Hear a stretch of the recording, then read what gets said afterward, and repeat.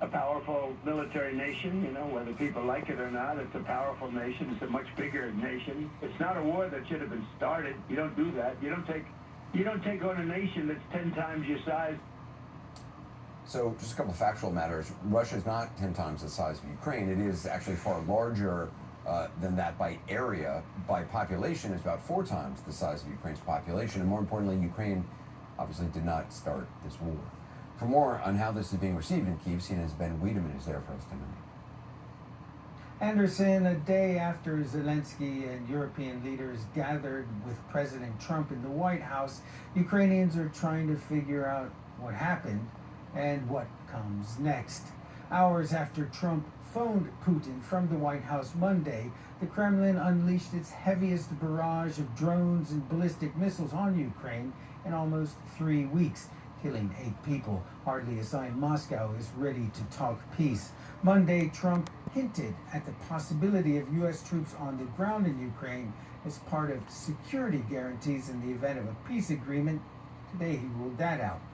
Monday, Trump extended a warm welcome to Zelensky at the White House, much to everyone's relief. Today, he suggested Ukraine is to blame for Russia's invasion, saying it shouldn't have taken on a country 10 times bigger than itself. The White House says Putin will attend a one-on-one meeting with Zelensky. Zelensky says he'll attend, but suspects Russia will slap on 100 preconditions, making a meeting impossible. And on that bilateral meeting, Russia has yet to publicly comment. And all of this against a background of unease in Ukraine, where mistrust of the Russian leader is deep, where so many are opposed to letting Russia keep the land it seized, and where many suspect the promises Donald Trump makes today will mean nothing tomorrow.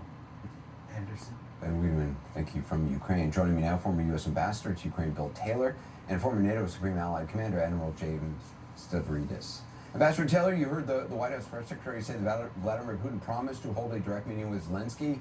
What does it say to you that Russia has not committed to that yet? Anderson, Putin has no real interest in sitting down with President Zelensky. He doesn't have an interest in bringing this war to an end. He has an interest in taking over Ukraine and bombarding it and bashing it, bombing it, until he gets what he wants. So what has to happen is you have to be strong. And yesterday's discussion with all those Europeans there is one way to start on that. Admiral, you heard the president there saying you don't take on a nation 10 times your size, meaning Russia. It appears, and I mean, we've seen evidence of this before, that he thinks Russia is not the aggressor here. Which is ridiculous. Let's face it, just over 3 years ago, Vladimir Putin, Sergei Lavrov, his entire team were telling us, oh, we're not going to invade Ukraine. We're just conducting military exercises on the borders. Guess what happened? They invaded. That's a fact. This is a war of choice started by Vladimir Putin, including war crimes by Vladimir Putin. And I'm with Ambassador Bill Taylor. We have got to stand strong and now put real pressure on Putin if we want him to come to the bargaining table. I hope we do that.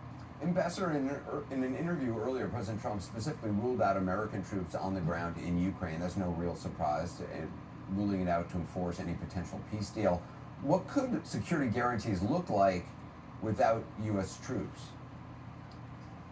Well, as the Admiral can tell us much better, Anderson, but there are a lot of capabilities that the Americans have, that we Americans have, that are based in Europe, that are in Romania, they're in Poland, they're in Germany. They're air assets. I think the president even talked about using air assets in support of this coalition of the willing. Europeans, to give them their due, to give them credit, have talked about a coalition willing that's going to put troops on the ground. Is that not predicated, though, Ambassador, on the idea that the U.S. would come to their rescue if needed? Maybe, Anderson, but we haven't got there yet. What we have is a commitment by Europeans, and now, frankly, a commitment by the Americans to be part of that, to support that. So that's a good thing, to have that kind of a deterrent force there to deter the Russians from attacking again. Admiral, the word I think President Trump used was coordination with the U.S., but European countries doing what they're going to do. Do you think Europeans, France, the United Kingdom, for example, would be willing to put troops on the ground in Ukraine if they're not certain the U.S. would be willing to back them up if they're attacked? They want U.S. backing, and it's not just France and the UK, it's also Germany, Poland, the Baltic states, Sweden, and Finland, the two newest members of NATO. I think there are plenty of troops to go around, and I concur with the ambassador. What the U.S. needs to provide is cybersecurity, intelligence, logistics muscle, aviation. We need to really back up those F-16s that the Ukrainians are now flying. All that can be done without putting physical boots on the ground. I think that's a good division of labor. I suspect that's how this comes out ultimately. Ambassador, in the same interview earlier, President Trump said about his meeting with Putin in Alaska, quote, "There's a warmth there," talking about Putin. The president has said on several occasions he feels he has a strong personal relationship with world leaders, that having those relationships is a good thing. How much of a role does that actually play, you think, in negotiating something like a peace deal with Ukraine? And I mean, it echoed to me some of what George W. Bush said early on when first meeting Vladimir Putin, that he looked in his soul and or he looked into his eyes and saw his soul.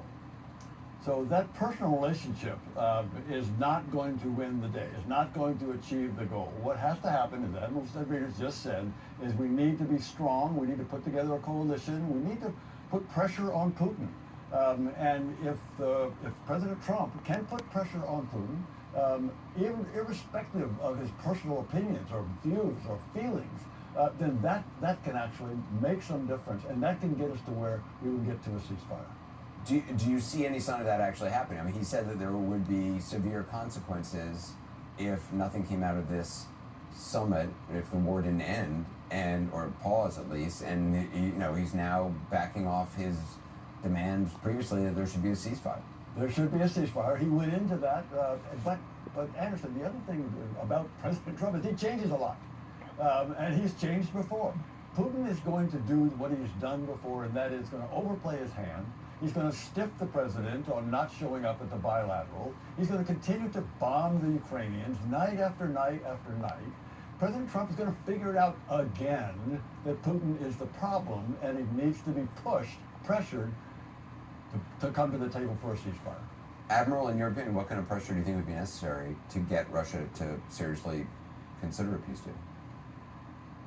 I'll answer that in 1 second. I just have to add an addendum to your comment, Anderson, that President Bush looked into Putin's eyes and saw his soul. Senator John McCain was asked once, well, you met with Putin, you looked into his eyes, what did you see? John McCain said, I saw 3 letters, KGB, the Russian intelligence community. That's what's inside Vladimir Putin's eyes.